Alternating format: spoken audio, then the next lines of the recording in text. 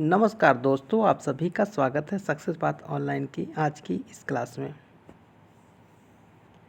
ये agriculture GK का तीसरा वीडियो है। पहले वीडियो में हमने एग्रीकल्चर डाटा को देखा जो कि मोस्ट इम्पॉर्टेंट था। उसके बाद एग्रीकल्चर के हम जो नॉर्मल जीके आता है जिसमें से एक या दो प्रश्न आते हैं आपके बीईओ के एग्ज़ाम में आएंगे, लोअर पीसीएस के मेंस के एग्ज़ाम में आएंगे क्योंकि उसमें एग्रीकल्चर की पोस्ट है, यूपी पीसीएस प्री के एग्ज़ाम में आएंगे और आरओ के एग्ज़ाम में से ये दो क्वेश्चन आते हैं लगभग। तो उसकी श्रृंखला है, ये दूसरी जीके की दूसरी है और डाटा से अगर जोड़ा तो तीसरी है। तो एग्रीकल्चर का तीसरा वीडियो है।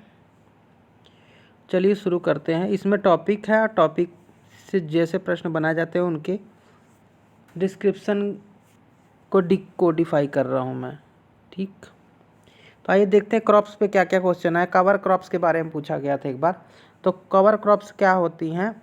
ऐसी फसलें होती हैं जो भूमि को ढककर रखती हैं और भूमि के क्षरण को होने से बचाती हैं, जैसे कि लोबिया, शकरकंद और मूंगफली ऐसी फसलें हैं, ठीक है। आगे देखते हैं कंटूर क्रॉप किसे कहते हैं।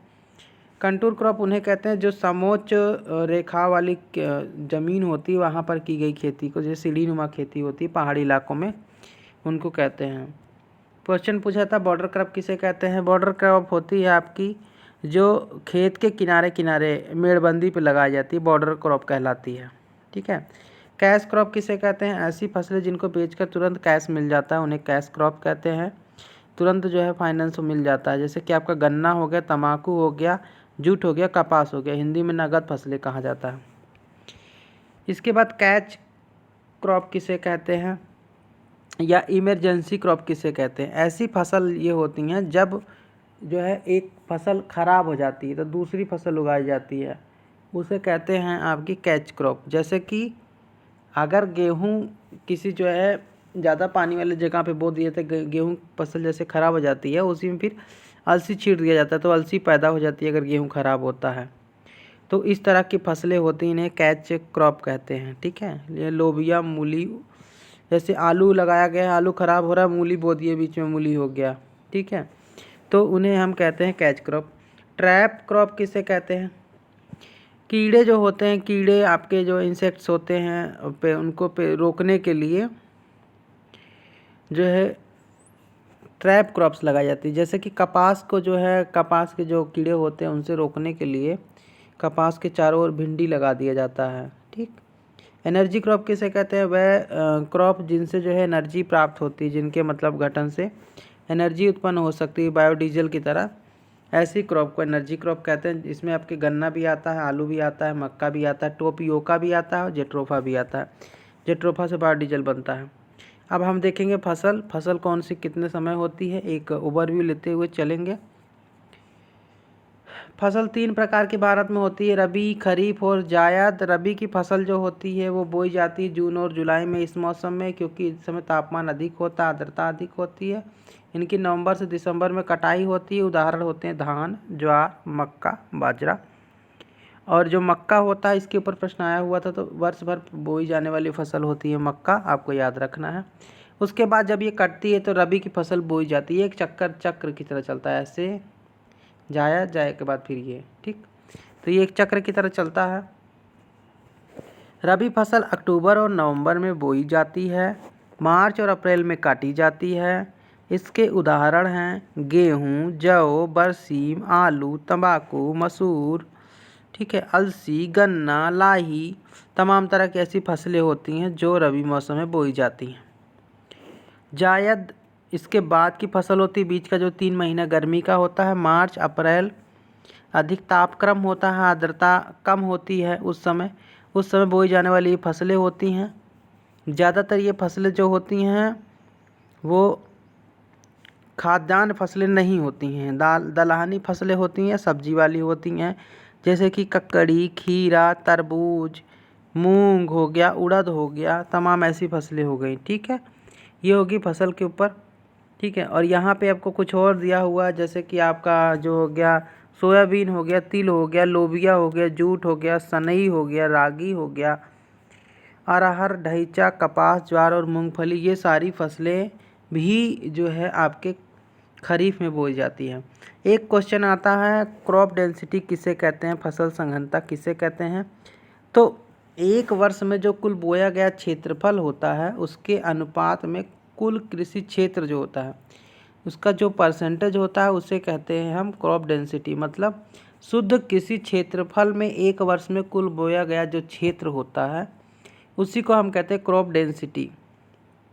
ठीक है, तो इसके भी कई तरह के होते हैं, जैसे गहन भी होता है, विरल भी होता है। गहन का मतलब होता है बहुत सारी फसलें बोई जा रही हैं और विरल का मतलब होता है बहुत कम फसलें बोई जा रही हैं। तो गहन जो सघनता होगी वो 200% से अधिक होगी, विरल सघनता 200% से कम होगी। ऐसे आपको याद रखना है, विकल्प में ऐसे ही आएंगे, लोअर पीसेस में सीधा ऐसे ही पूछ लिए जाएंगे। अब आपके देख लीजिए जो एग्रीकल्चर लैंड होता है उसको जो है कैसे रिकॉर्ड में नापते हैं, तो उसके लिए है। ठीक है, एग्रीकल्चर जो सीमांत जोत होता है, सीमांत मतलब मार्जिनल जोत होता है, वो 1 हेक्टेयर से कम होता है। अगला आपका है लघु जोत। लघु जोत होता है 1 से 2 हेक्टेयर तक। फिर उसका होता है अर्ध मध्यम, थोड़ा सा और आगे बढ़ते हैं, 2 से 4 हेक्टेयर।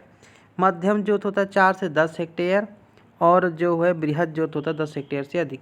ये लेखपाल की परीक्षा के लिए मोस्ट इम्पॉर्टेंट है। अगर लेखपाल की परीक्षा कोई दे रहा है, अगर ये वीडियो देख रहा है तो उसके लिए मोस्ट इम्पॉर्टेंट है। सीमांत जोत कई बार पूछा गया है, 1 हेक्टेयर से कम होता है। बृहद जोत 10 हेक्टेयर से अधिक होता है। लघु जोत 1 से 2 हेक्टेयर होता है। मिलान के लिए भी कई बार आया हुआ प्रश्न है। ठीक है, तो ये देखिए 1 हेक्टेयर में होता है आपका कितना एकड़ होता है, इधर आपको 2.47105 एकड़ होता है। अब ये बताया जा रहा है आपको जो कृषि योग्य भूमि है शीर्ष जो है वो कौन से देशों में है। तो नंबर 1 में कृषि योग्य भूमि यूएसए में है, फिर इंडिया में है, फिर चाइना में, फिर रसिया में, फिर ब्राज़ील में। आपको याद रखना है कृषि योग्य भूमि यूएसए, इंडिया, चाइना, रसिया और ब्राज़ील है। ठीक, सबसे ज़्यादा यूएसए में, फिर इंडिया में, फिर चाइना में, फिर रसिया में, फिर ब्राज़ील में।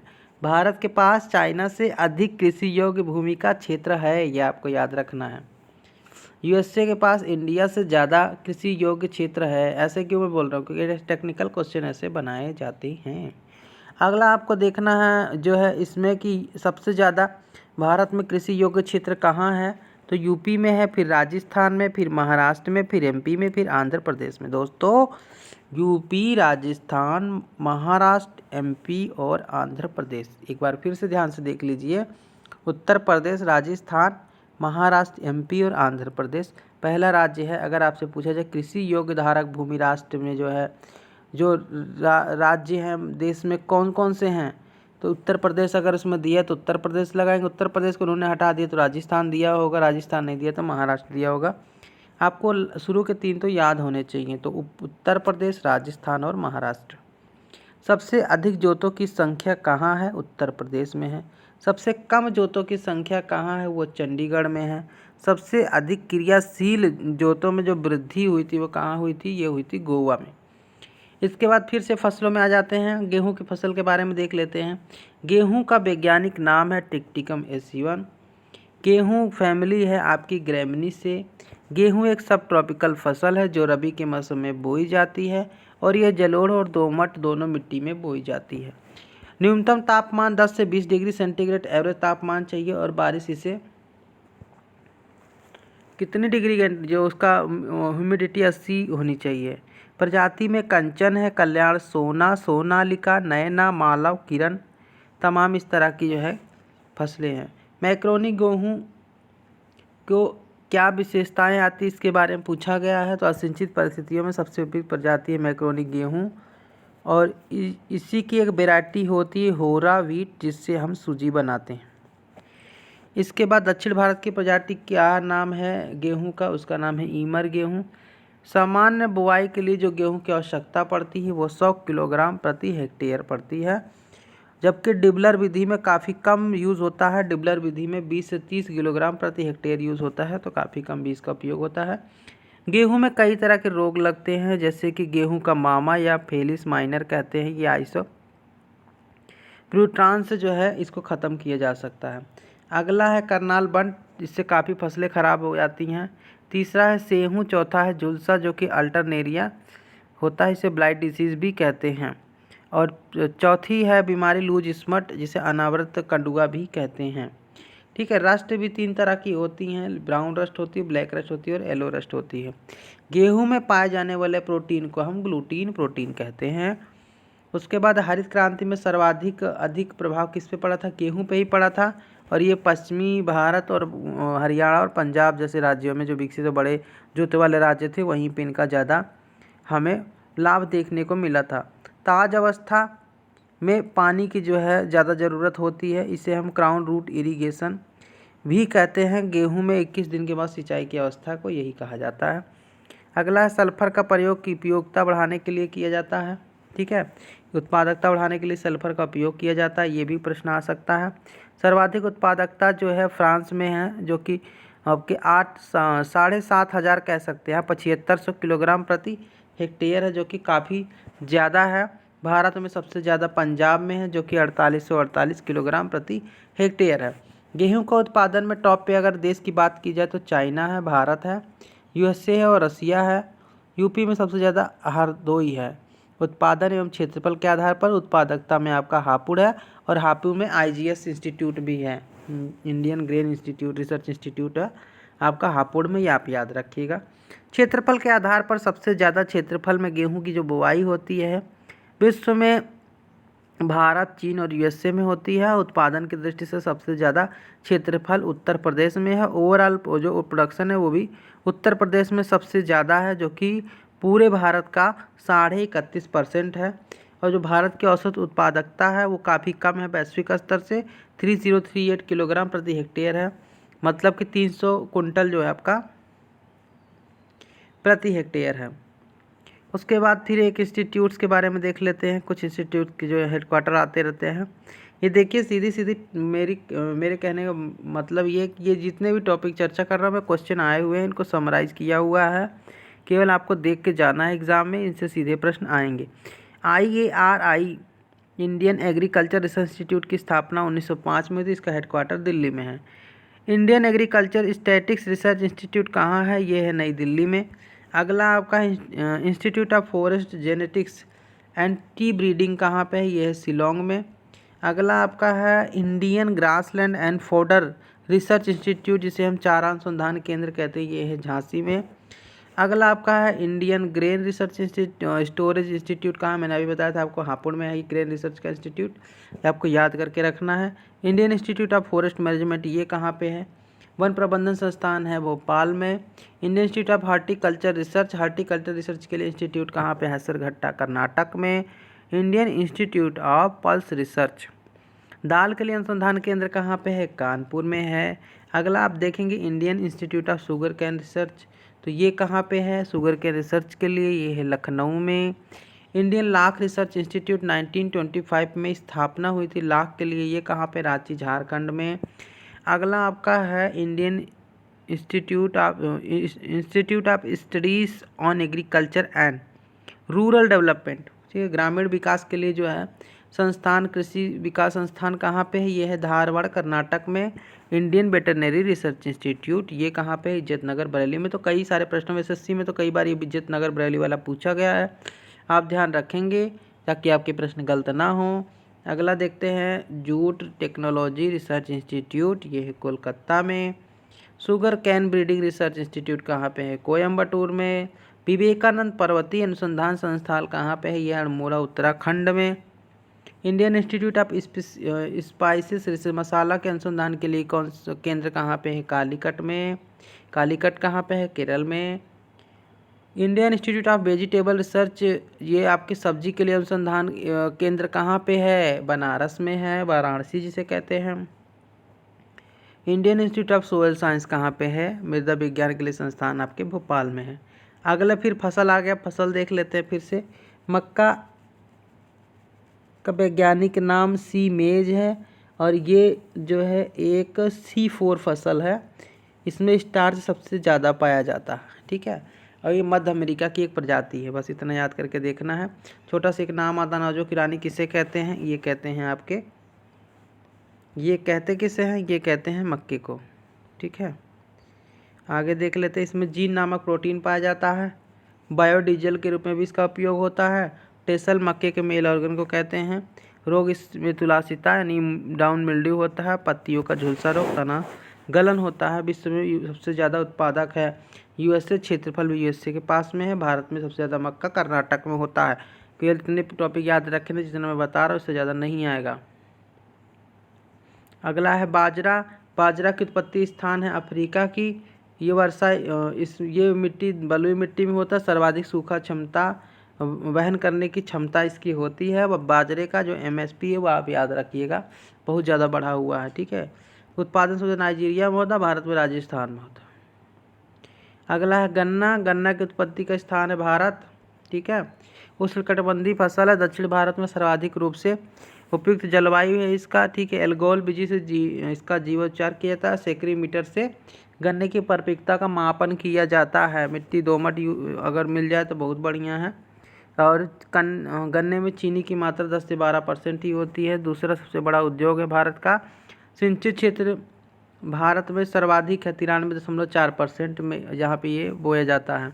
सबसे ज़्यादा गन्ने का उत्पादन ब्राज़ील का होता है। इंडिया में सबसे ज़्यादा यूपी है, फिर महाराष्ट्र है, फिर कर्नाटक है। आगे फिर देखेंगे।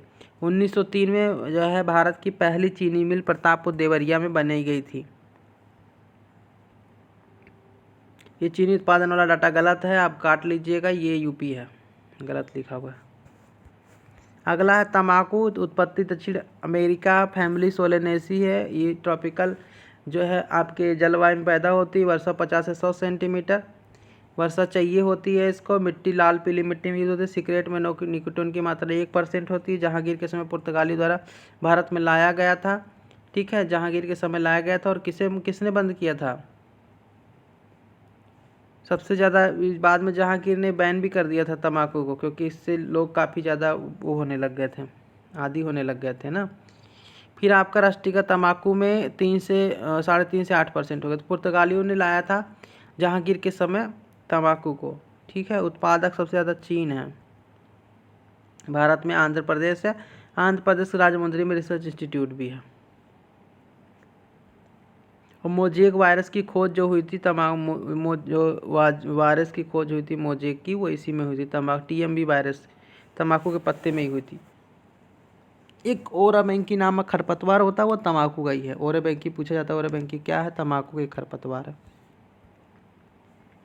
अगला देख लीजिए चीन के बारे में। चीन के बारे में उत्पत्ति कहाँ हुई थी? चीन में जलवायु कैसी जरूरी होती है? उष्ण जलवायु जरूरी होती है।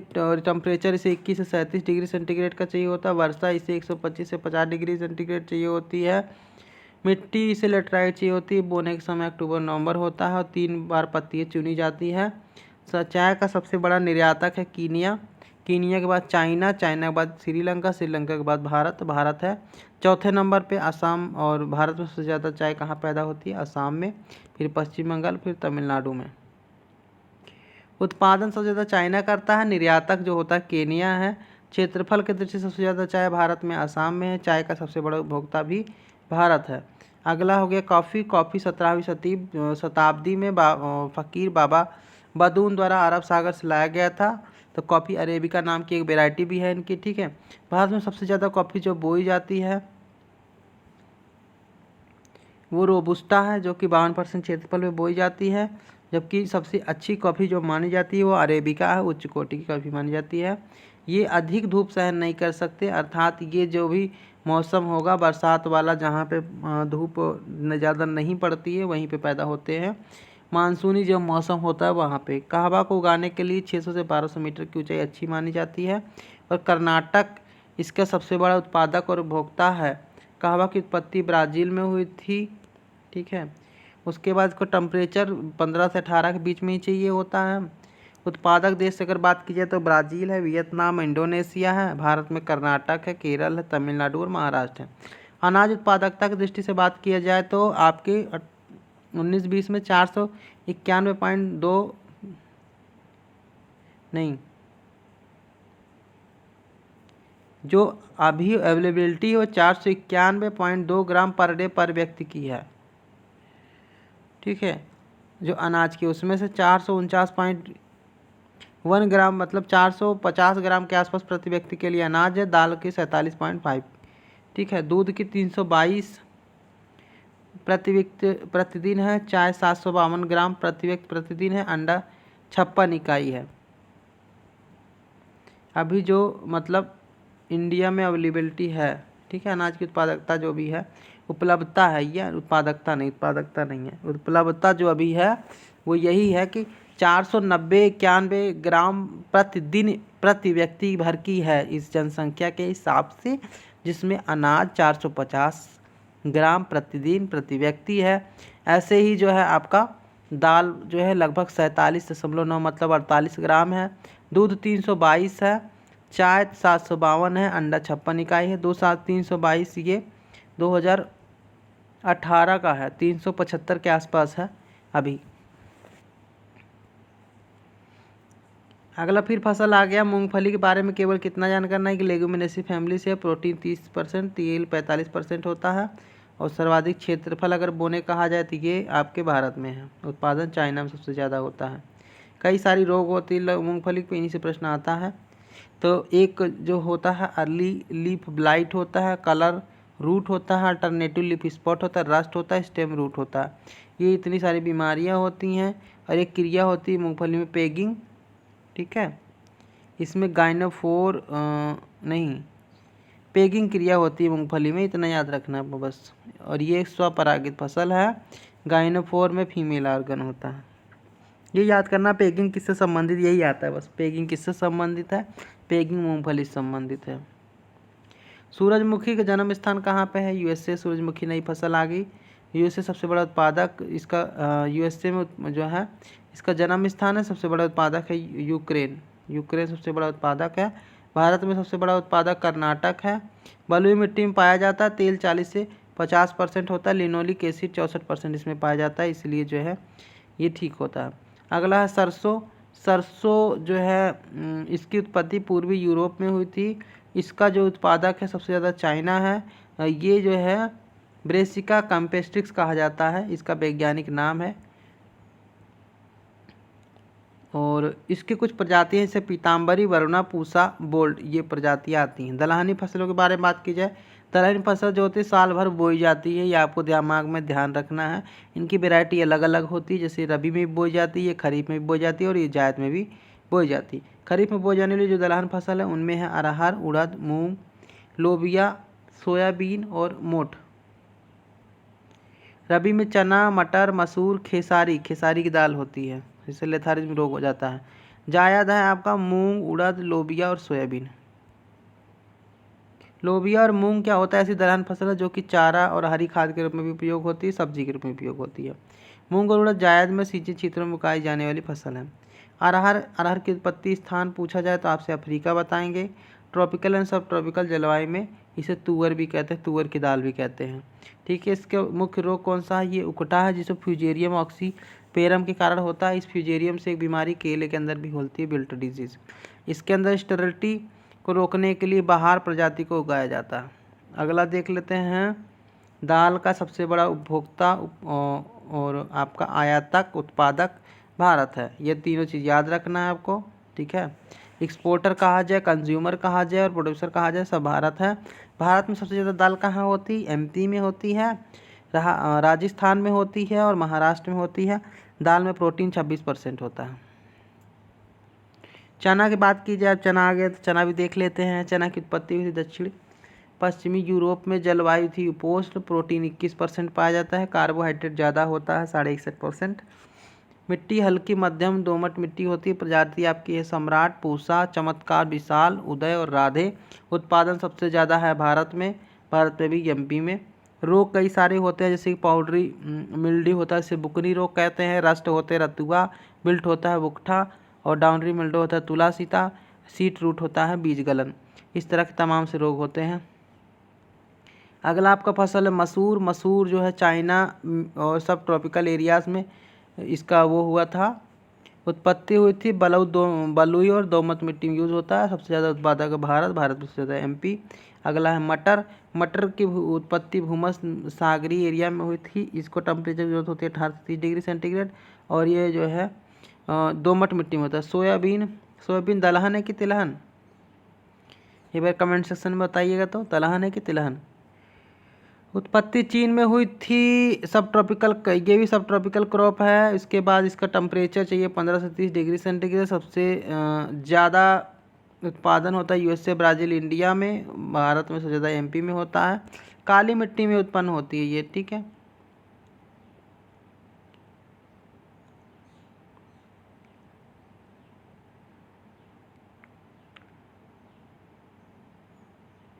अगला देख लेते हैं हम कि कृषि संगणना अलग से बताना पड़ेगा आपको, क्योंकि डाटा बहुत पुराना दिया हुआ है इसमें।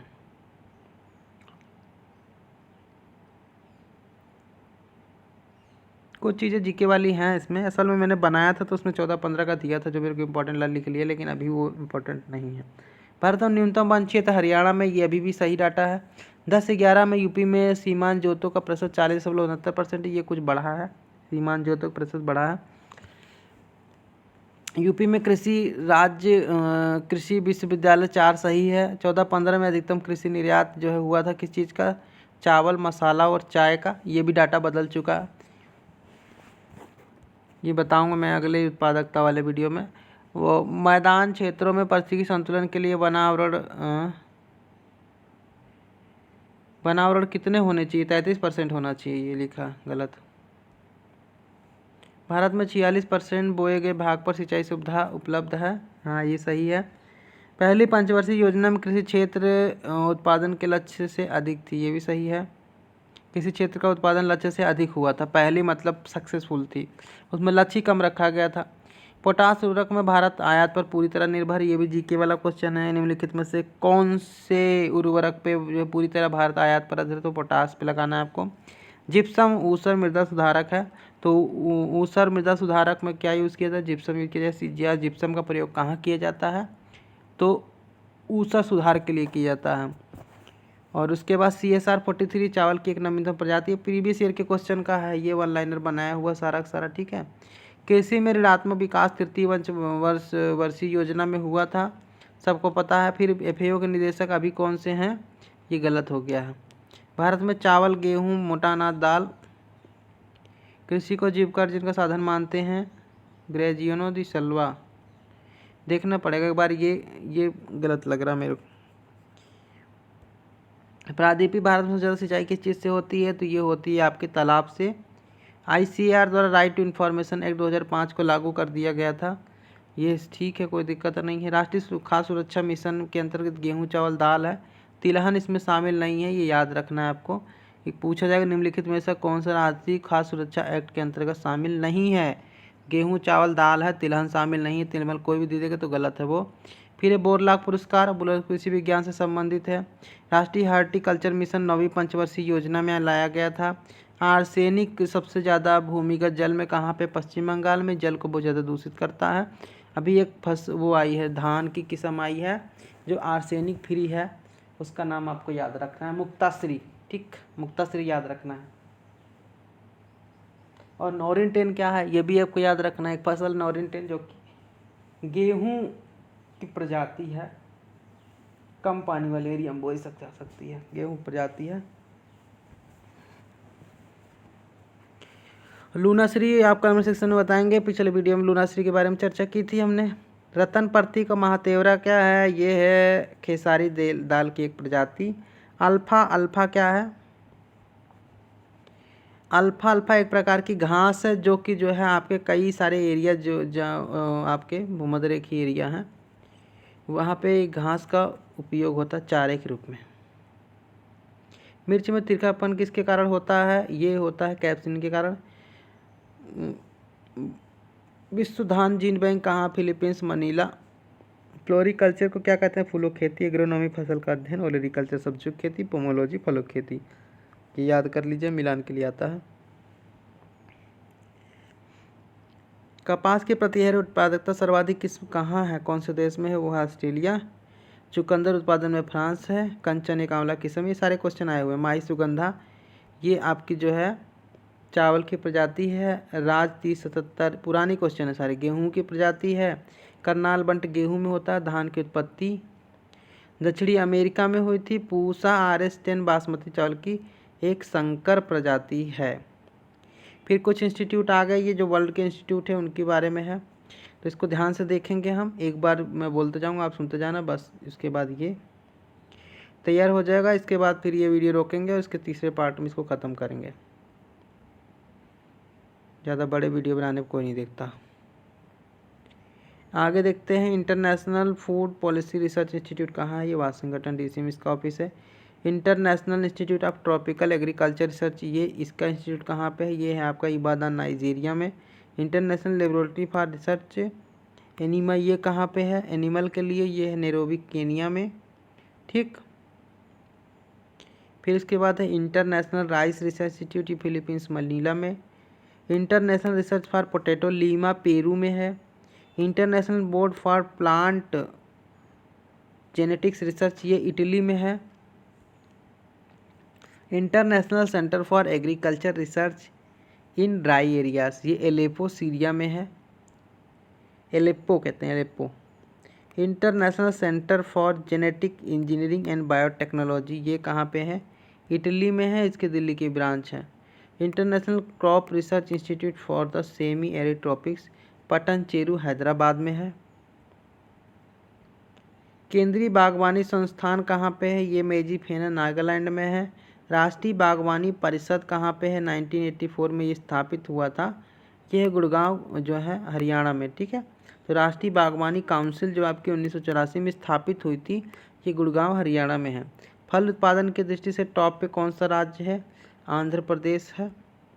इसमें गलत दिया, डाटा पुराना है। गलत नहीं दिया, डाटा पुराना दिया हुआ। ये जो बुक से समरी बनाते हैं उसमें गलत डाटा दिया रहता है, पुराना तो फिर हो जाता है।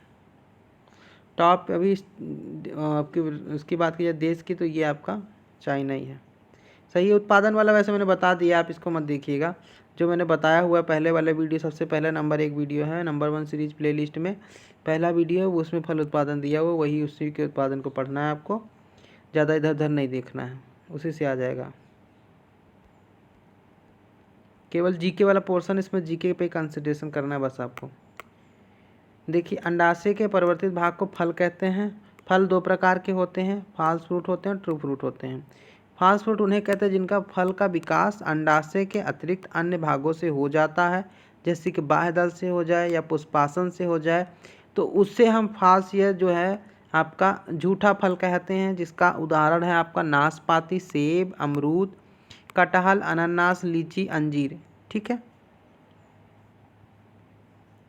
ये तमाम तरह के जो फॉल्स फ्रूट होते हैं। ट्रू फ्रूट की बात की जाए तो ट्रू फ्रूट जो होते हैं जिनका पूरी तरीक़ा से विकास होता है अंडाशय से, उससे हम ट्रू फ्रूट कहते हैं। इसमें भी एक कंसेप्ट आता है पार्थिनोक्रेपी, किससे कहते हैं? इसे कहते हैं अनिषेक फल। जब कभी फल का निर्माण एक सेल से बिना फर्टिलाइजेशन के हो जाता है, बिना किसी फर्टिलाइजेशन के हो जाता है, तो ऐसे फलों को हम पार्थिनोक्रेपिक फल कहते हैं। इसके उदाहरण केला और अंगूर। इनकी खासियत इनमें बीज नहीं बनते हैं। सर्वाधिक क्षेत्रफल उगाए जाने वाले फल हैं आम, नींबू और उसके बाद केला। नींबू में सबसे ज़्यादा उत्पादन करता है कौन सा? गुजरात। आम में यूपी। भारत में सर्वाधिक उत्पादन वाले फल कौन से? केला, आम। भारत जो है 1 नंबर है। उसके बाद हमने ये देख लिया था, आपको फल के बारे में उस उत्पादन वाले में बताया हुआ है। आम, अमरूद, केला, पपीता, सपोता, इस सारा बताया हुआ है। उत्पादन वाला सारा डाटा बताया, उसी को ध्यान देना, इसमें नहीं देना। विटामिन वाला देख लेते हैं, ये नहीं बदलता है।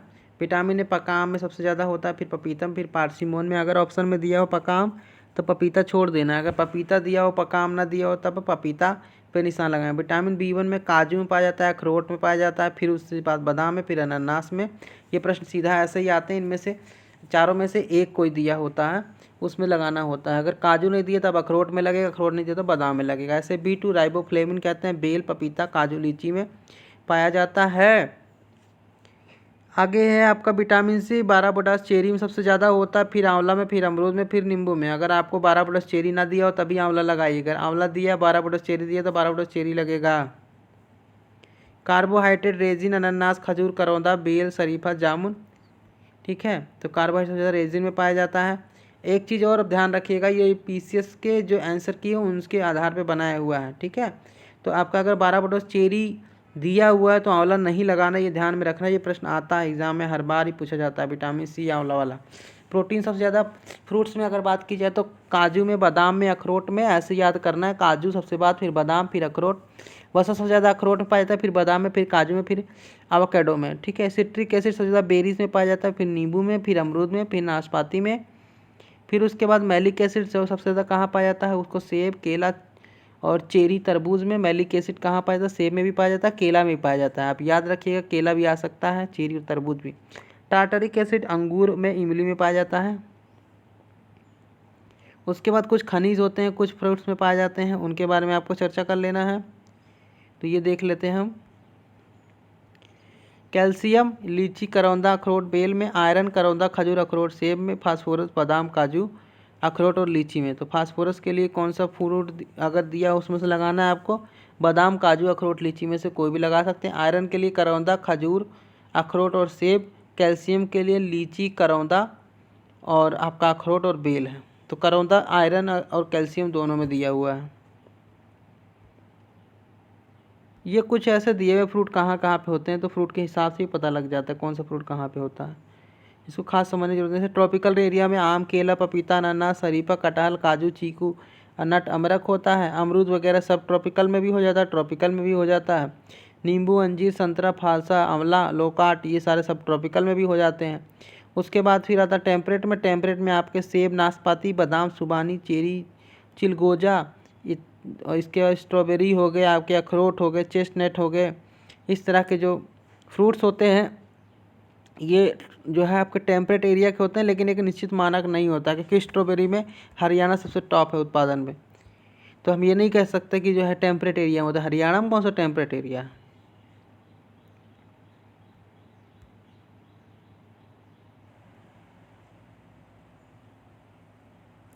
तो आगे चलते हैं, हम देखते हैं फलों के प्रकार के बारे में।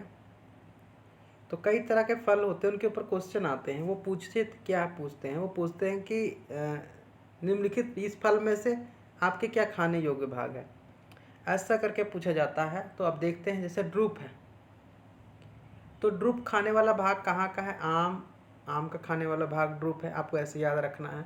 बादाम का खाने वाला भाग ड्रूप है, जामुन का खाने वाला भाग ड्रूप है, और नारियल का खाने वाला भाग भी ड्रूप है।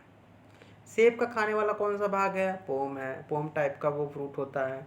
चावल और गेहूँ, चावल और गेहूँ, ये दोनों का खाने वाला भाग कौन सा है, ये आपका, इसको कहते हैं कैरियोप्सिस। ऐसे संतरा, नींबू हो गया, इसका एस्पेरेडियम होता है। उसके अलावा फिर आपका अनार हो गया, अनार का होता है ब्लास्ट। ठीक है। और इसके अलावा जैसे ये कौन से टाइप का फ्रूट है, इसका खाने वाला भाग क्या होता है, जो कौन से टाइप का फ्रूट है, ये ब्लास्ट हो गया, या हेस्पेरेडियम हो गया किसका, संतरे का। कैरियोप्सिस किसका हो गया, सॉरी, चावल गेहूं का। पोम किसका हो गया, तो पोम हो गया आपका सेब का। या फिर ड्रूप किसका हो गया, तो ड्रूप जो टाइप होता है ये होता है आम का, बादाम का, जामुन का, नारियल का। चीज़ें समझ में आ गई, आगे देखते हैं। खाया जाने वाला भाग, जैसे आम, पपीता, केला का आप क्या खाते हैं, तो खाया जाने वाला भाग है आम का मीजोक्राप। मीजोक्राप मतलब होता है मध्यवित्ती। मध्यवित्ती मतलब होता है बीच का भाग, छिलका ऊपर से निकाल दिया, बीच का जो खाने वाला भाग हो गया उसे मध्यवृत्ति कह गए। इसके अलावा फिर पपीता में भी वही चीज़ हम खाते हैं, और केला में भी वही चीज़ खाते हैं। तो जो केला होता है उसमें इंडोक्रॉप भी खाया जाता है। इंडोक्रॉप मीन्स क्या होता है, जो बीज होता है वो बीज भी खाया जाता है, वो केला में खाया जाता है। फ्लेसी थैलमस किसका किसका खाया जाता है, वो सेब होता है और नाशपाती होता है। तो सेब और नाशपाती का क्या खाया जाता है, मांसल पुष्पासन खाया जाता है। फिर आपका हो गया लीची। लीची में क्या खाया जाता है, लीची में आपका फ्लेसी एरिल खाया जाता है। एरिल का मतलब क्या हो गया, फ्लेसी एरिल का मतलब जब लीची खाते हैं तो लीची का ऊपर का छिलका निकाल के बीज का खाते हैं, बीज छोड़ के, तो वो जो खाया जाने वाला भाग है उससे हम कहते हैं फ्लेसी एरिल। अगला आपका पेरिकार्प है। पेरिकार्प अंगूर का खाया जाने वाला भाग है। ठीक है। ये प्रश्न सारे आए हुए हैं, मैं पहले भी चर्चा कर रहा हूँ, बार बार बता रहा हूँ कि जो सिमरी बनाई गई है, प्रश्न आए हुए, क्वेश्चन आए हुए जो है उसके बेस पे बनाई गई है, सॉल्व के ऊपर बनाई गई है, इसलिए चीज़ें आगे पीछे हो रही हैं। जैसे जैसे प्रश्न आए हुए हैं वैसे उनके ऊपर बनाए गए हैं। और मैक्सिमम चांस हैं अभी तक जितने भी मैंने पेपर एनालिसिस किए हैं, आपको एग्रीकल्चर के क्वेश्चन इसी से फंस जाते हैं। और ये बॉटनी का जो पोर्शन होता है बायोलॉजी का, उससे भी कोरिलेट करता है। ठीक है। एग्रीकल्चर अकेले नहीं है, अगर बॉटनी का कोई क्वेश्चन आता है तो बॉटनी से रिलेटेड ही इसी में से वो आता है। तो अनार का खाया जाने वाला भाग क्या है, वो आपका जो जूसी टेस्टा होता है, रसदार टेस्टा, उसे कहते हैं। ठीक, आगे देखते हैं बादाम का खाया जाने वाला भाग क्या होता है, बीज होता है। और चावल और गेहूं का जो खाया जाने वाला भाग होता है उसे हम कहते हैं एंडोस्पर्मिक एम्ब्रियो। ठीक है, तो ये आपके खाए जाने वाला भाग है। ऊपर हमने देखा कि वो फल कौन से टाइप का होता है, ये आप कंफ्यूज मत होइएगा, मैं फिर से समझा रहा हूँ कि ये जो ऊपर दिया हुआ है, ये 5 प्रकार जो दिए हुए हैं ये आपके, ये फल के टाइप होते हैं। ये किस टाइप का फल है, आम किस टाइप का फल है, बादाम किस टाइप का फल है, जामुन किस टाइप का फल है, या फिर नारियल किस टाइप का फल है, वो ड्रूप है। फिर सेब किस टाइप का है, वो पोम है। चावल गेहूं किस टाइप का, कैरियोप्सिस है। संतरा किस टाइप का है, स्प्रेडियम है। अनार किस टाइप का है, ब्लास्टा है। और आपका अगर पूछा जाए आम किस, आम सॉरी, आम तो ड्रूप हो गया। टमाटर किस टाइप का है, तो वो कैप्सूल होगा। ठीक है, बैगन किस टाइप का है, कैप्सूल होगा। इस तरह के आपको याद रखने हैं। अगर आपसे पूछा जाए मटर किस टाइप का, वो लेग्यूम होगा। ठीक, ये चीज़ें आपको याद रखनी है। आगे फिर इंस्टीट्यूट कुछ आए थे एग्ज़ाम में, उनके बारे में फिर चर्चा कर लेते हैं। चीज़ें फिर से आ रही हैं, वो एग्ज़ाम में आने वाली चीज़ें हैं और हर बार आई हुई हैं, उनके आने के चांस पूरे होते हैं। जैसे कि आपका कारी है, सेंट्रल एग्रीकल्चर रिसर्च इंस्टीट्यूट कहाँ पे है, ये पोर्ट ब्लेयर में इसका हेडक्वार्टर है। कारी सेंट्रल एवियन रिसर्च इंस्टीट्यूट कहाँ पे है, ये इज्जत नगर बरेली में है। वेटरनरी रिसर्च इंस्टीट्यूट कहाँ पे, वो भी बरेली में है। काजरी कहाँ पे है, काजरी का मतलब था central arid zone research institute, 1959 में स्थापना हुई थी। कहाँ पे है वो जोधपुर में है। आगे फिर देखते हैं, पूरे जोश के साथ पढ़ेंगे, जोश के साथ तैयारी करेंगे। Central food technology research institute कहाँ पे है, वो है आपका मैसूर में। अगला देख लेते हैं, central institute of agriculture engineering कहाँ पे है, वो है दोस्तों भोपाल में। आपको याद रखना है चीज़ें, ये प्रश्न मिलाने के लिए कई बार आए हुए, CIAE ऐसे दिया होता है, आपको मिलाना होता है भोपाल। आप कैसे मिलाओगे, आपको जब तक पता नहीं होगा। Central institute of agriculture engineering है, इंजीनियरिंग वाला कहाँ पे, भोपाल में है। Central inland capture fisheries research institute कहाँ पे, बैरकपुर पश्चिम बंगाल में। अगला वीडियो आपका जब आपका मिनरल प्रोडक्शन पे आएगा, आपको पता लगेगा कैसे चीज़ें याद करते हैं, कैसे एग्जाम निकालते हैं। मैंने खुद ने हैट्रिक मारी हुई है। ठीक, तो आगे देखते हैं, CR किसे कहते हैं, central institute of cotton research, ये कहाँ पे है, नागपुर में है। Central institute of post harvest engineering and technology, आप समझिए बात को, central institute of post harvest engineering and technology, post harvest के बाद जो इंजीनियरिंग टेक्नोलॉजी, ऐसे आप समझने की कोशिश करिए। ये कहाँ पे, लुधियाना में है। चीज़ें याद रखने की कोशिश करनी है, समझने की कोशिश करनी है। Central institute for research on buffaloes कहाँ पे है, हिसार हरियाणा में है। Central institute for research on cotton technology कहाँ पे है, मुंबई महाराष्ट्र में है। इसे CRCET कहते हैं, CIRCT कहते हैं, ये आपको याद रखना है। Central institute of goat research कहाँ पे है, बताइए कहाँ पे है, मखदूम मथुरा उत्तर प्रदेश में है। उत्तर प्रदेश के सारे क्वेश्चन एग्जाम के लिए ये क्वेश्चन आने लायक होता है, ये ऐसे प्रश्न बनाए जाएंगे यूपी स्पेशल में भी। आप इसको कोरिलेट कर सकते हैं, CIRG लिखा होगा, आपको देना होगा हेडक्वार्टर कौन सा है, हम बताएंगे मखदूम मथुरा में है। ठीक, central institute of goat research. CMFRI किसे कहते हैं, central marine fisheries research institute, कहाँ पे है, केरल में। अगला, central plantation crop research institute, ये कहाँ पे है, कासरगोड, केरल में। नोट समेत आपको लेक्चर मिल रहे हैं, आप कुछ नहीं देखते हुए, केवल समझते हुए चले जाना है बस। सेंट्रल पोटैटो रिसर्च इंस्टीट्यूट कहाँ पे है, कुफरी, शिमला, हिमाचल प्रदेश में। अगला, सेंट्रल पोटैटो रिसर्च स्टेशन कहाँ पे है, स्टेशन और इंस्टीट्यूट में आपको अंतर समझ में आना चाहिए।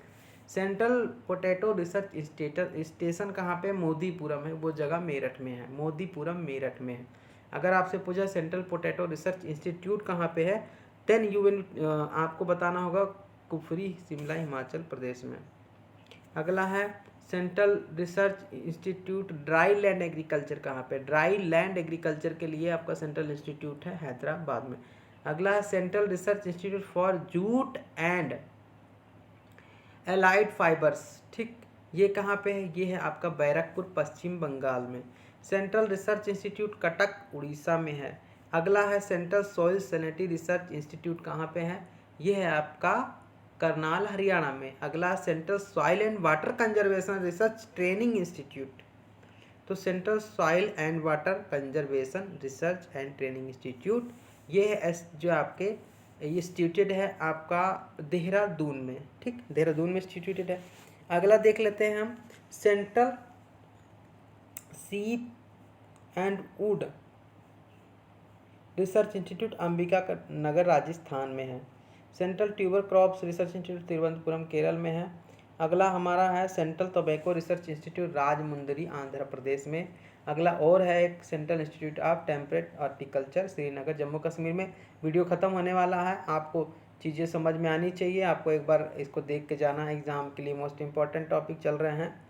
सक्सेस पाथ ऑनलाइन पे आपके लिए 1 नंबर सीरीज प्लेलिस्ट फॉलो करनी है, 1 नंबर सीरीज, ठीक है। तीसरा वीडियो है, फिर से ध्यान से सुनिएगा, तीसरा वीडियो है 1 नंबर सीरीज का। एग्रीकल्चर जीके ख़त्म करने वाले हैं हम। 3 नंबर फिक्स हो गए आपके, 3 नंबर पहले वीडियो से 1 नंबर फिक्स होगा, 2 नंबर जीके के वीडियो से फिक्स होगा, 3 नंबर आपके मैंने फिक्स करे हुए हैं। कोई भी एग्ज़ाम हो आपका यूपी पीसीएस का या लोअर पीसीएस का, ठीक है। मेनली टारगेट हम यूपी पीसीएस करते हैं, बीओ और छोटे एग्ज़ाम्स करते हैं जो यूपी पीसीएस के होते हैं, ठीक है। छोटे एग्ज़ाम्स जितने होते हैं, उसके अलावा अपर एग्ज़ाम भी होते हैं, लेकिन आपके यूपी पीसीएस आरओ एआरओ जो भी एग्ज़ाम हैं, इन एग्ज़ाम को ही कवर करते हैं। छोटे इसलिए कह रहा हूँ क्योंकि सबसे ऊपर यूपीएससी होता है, यूपीएससी कवर हम नहीं करते हैं, तो छोटे एग्ज़ाम ही हुए ना। तो वेजिटेबल एंड फ्रूट प्रिजर्वेशन, फल सब्जी संरक्षण के बारे में इसका क्या मेन उद्देश्य है, तो ये सूक्ष्म जीवों को नष्ट करना, सूक्ष्म जीवों की गतिविधियों को रोकने के लिए सूक्ष्म जीवों को फल और सब्जी से अलग रखना, ये सब चीज़ें इसमें करे जाते हैं। ये तो बेसिक चीज़ें हैं इसमें प्रिजर्वेशन संबंधित। स्पीसीज किसे कहते हैं, ये कहते हैं इसको सूक्ष्म जीवों से बचाने की क्रिया जो होती है फलों को, इसे कहते हैं। तरीके कई सारे होते हैं, जैसे उच्च ताप का प्रयोग करके किया जाता है, ठीक है। अल्ट्रावायलेट रेज का उपयोग किया जाता है, पाश्चराइजेशन किया जाता है, स्टलाइजेशन किया जाता है, निम्न ताप कोल्ड स्टोरेज पर रखा जाता है। कोल्ड स्टोरेज का एवरेज टेम्परेचर क्या होता है जिसमें आपके सूक्ष्म जीव कार्य नहीं कर पाते हैं, तो वो आपको पता होना चाहिए 3.9 से 7.2 डिग्री सेंटीग्रेड। यानी आपका जो फ्रिज होता है वो 8 डिग्री सेंटीग्रेड के आसपास रहता है, तो आपके फ्रूट्स वगैरह ख़राब नहीं होते। अगला है आपका मॉइस्चर का जो है वो कर देना, निकालना। मॉइस्चर का निष्कासन क्या होता है, तो मुस्किल निष्कासन में क्या करते हैं, सूक्ष्म जीवों तथा एंजाइमों या रासायनिक अपक्रियाओं की क्रियाशीलता उचित नमी के अभाव में रुक जाती है। अगर हम मॉइस्चर निकाल दें तो सूक्ष्म जीव की क्रिया और एंजाइम की क्रिया नहीं होती है, तो इसे हम क्या कहते हैं, इसी को हम नमी का निष्कासन कहते हैं। और इस सिद्धांत में नमी को कम करके ठोस पदार्थों की मात्रा बढ़ा दी जाती है, वाटर एक्टिविटी को क्या होता है, कम कर दिया जाता है। ऐसे हम एयर को भी निकाल देते हैं, वैक्यूम पैकिंग कहते हैं। आपने अगर कभी ड्राई फ्रूट लिया होगा और पैकिंग वाला, तो आपने देखा होगा कि वो इतने हवा उसमें से निकाल दी जाती है, वो चिपक गए होते हैं, पैकेट चिपकी होती है, तो उसे हम कहते हैं वैक्यूम पैकिंग कहते हैं। उसको क्या कहते हैं, उसमें से केवल जो आपका प्रोडक्ट होता है वो उसके अंदर होता है, बाकी सारी एयर बाहर निकाल दी जाती है, ठीक। यूज ऑफ मिल्ड एंटीसेप्टिक, तो एंटीसेप्टिक माइल्ड एंटीसेप्टिक का इस्तेमाल करके भी जो है प्रिजर्व किया जाता है। केमिकल प्रिजर्वेटिव मिलाकर, नमक, सिरका, चीनी आदि मिलाकर भी जो है प्रिजर्व किया जाता है। जैसे कि आंवला में आप चीनी मिलाकर रखते हैं मुरब्बा बनाकर, या फिर अचार में नमक मिला के रखते हैं, तेल डाल के रखते हैं, तो वो भी काफ़ी दिनों तक चलता है। ये सारी चीज़ें हैं। आगे देख लेते हैं, ये प्रिजर्वेशन के टॉपिक का है, और इसमें आपके 2-3 केमिकल को ध्यान रखना है, जैसे कि पोटेशियम मेटा बाइसल्फेट और सोडियम बेंजोएट। तो सोडियम बेंजोएट का प्रयोग किस चीज़ में किया जाता है, परिरक्षण के रूप में। जैसे कि एक क्वेश्चन आपका आता है कार्बन डाइऑक्साइड के ऊपर, यूनिवर्सल क्वेश्चन है कि सूखी बर्फ किसे कहते हैं, कार्बन डाइऑक्साइड। आग को बुझाने में किसका इस्तेमाल होता है, कार्बन डाइऑक्साइड। ऐसे एक सोडियम बेंजोएट है, सोडियम बेंजोएट का किस में उपयोग होता है, खाद्य परिरक्षण में। आपको रटे होने चाहिए, इसके क्वेश्चन गलत नहीं करने चाहिए। इसके बाद एक प्रश्न और आता है, वो कौन सा प्रश्न है, वो आपका है सोडियम बेंजोएट के ऊपर आ गया, जिंक फास्फाइड के ऊपर आता है कि जिंक फास्फाइड है क्या, ये रोडेंटिसाइड होता है, ठीक है। तो ये एक सीधे प्रश्न है जो कि किसी भी एग्जाम में आपने देखना हो, तो जनरल साइंस जिसमें आता हो या फिर एग्रीकल्चर के छोटे मोटे टॉपिक पूछे जाते हैं, उनमें ये क्वेश्चन आता ही आता है, ठीक है। ये चीज़ आपको ध्यान में रखनी है। आगे देखते हैं फर्मेंटेशन किसे कहते हैं। फर्मेंटेशन वह रासायनिक प्रक्रिया है जिसमें जो ग्लूकोज युक्त पदार्थ होते हैं उसका एंजाइम युक्त सूक्ष्म जीवों द्वारा अपघटन कर दिया जाता है, उसे हम फर्मेंटेशन कहते हैं। जैसे कि हम जो है ग्लूकोज से एथिल एल्कोहल बना देते हैं, ठीक है। तो एथिल एल्कोहल जब बनाते हैं हम ग्लूकोज से, तो ये जो है माइक्रो जो ऑर्गेनिज्म होते हैं उनकी उपस्थिति में होती है, जैसे कि ईस्ट की उपस्थिति में हो जाती है, ठीक है।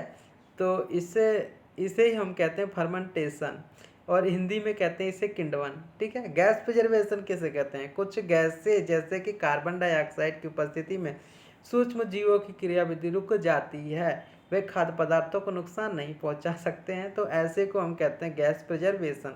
गैस प्रिजर्वेशन का उदाहरण है कोल्ड ड्रिंक जो आप पीते हैं, जैसे थम्स अप, पेप्सी।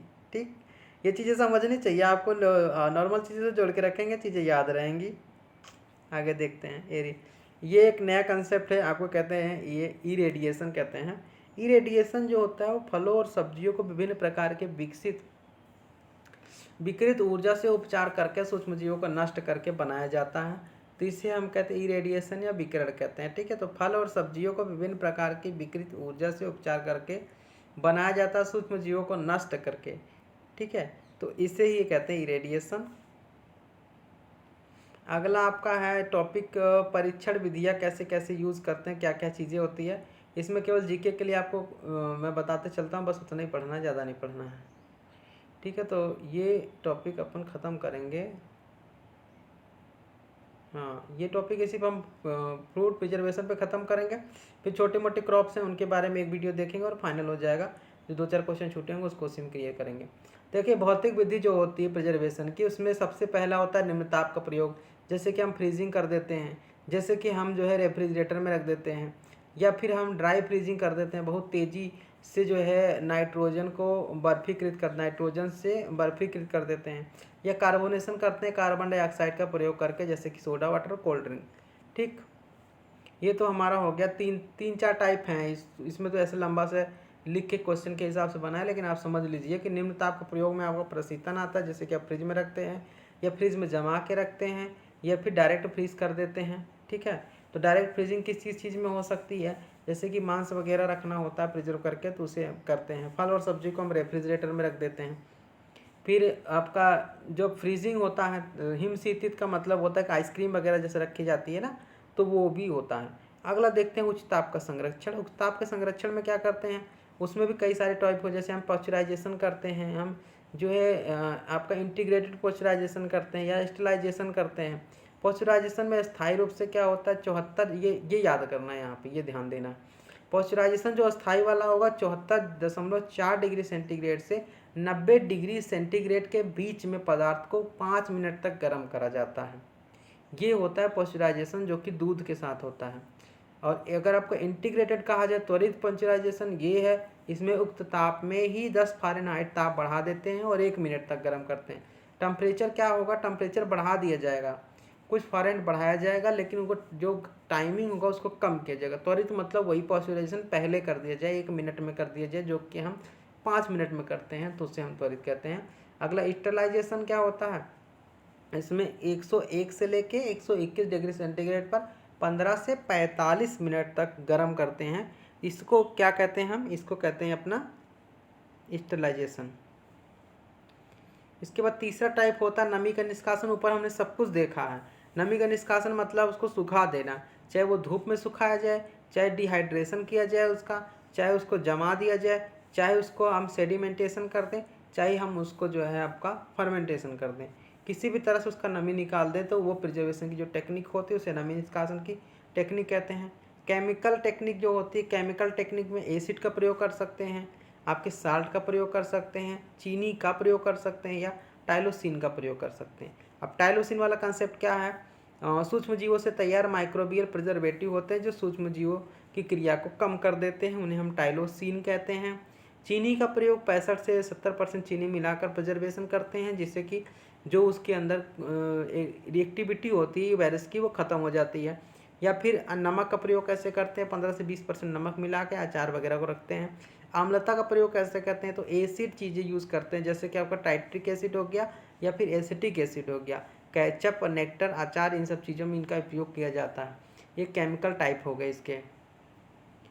अगले कंसेप्ट में हम कुछ और वेराइटीज़ के बारे में देखेंगे, उसके बाद फिर ये वीडियो ख़त्म करेंगे और ये चैप्टर ख़त्म हो जाएगा एग्रीकल्चर जीके का, और एग्रीकल्चर जीके के सारे पोर्शन आपके कंप्लीट हो जाएंगे। ठीक है, तो देखते रहिए। जय हिंद। फिर मिलेंगे अगले वीडियो में। सक्सेस पाथ ऑनलाइन की 1 नंबर सीरीज़ को आपको फॉलो करना है। इसके 2 वीडियो जा चुके हैं, तीसरा ये अपलोड होगा, 1 वीडियो और अपलोड होगा, एग्रीकल्चर ख़त्म होगा।